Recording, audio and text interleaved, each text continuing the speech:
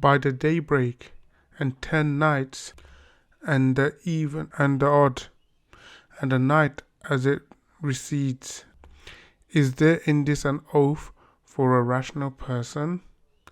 Have you not seen how your Lord dealt with Aid, Aram of the pillars, the like of which was never created in the land, and Tamud, those who carved the rocks in the valley, and Pharaoh of the stakes, those who committed excess in the land, and spread much corruption therein.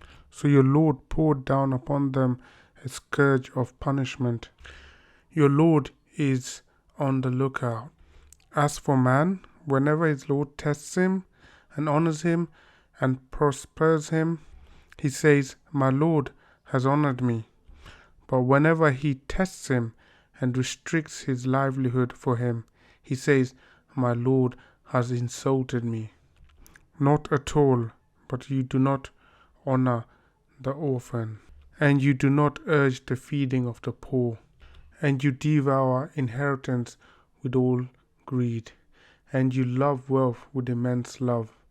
No, when the earth is leveled, pounded, and crushed, and your Lord comes with the angels row after row, and on that day hell is brought forward, on that day man will remember, but how will remembrance avail him? He will say, "If only I had forded for my life."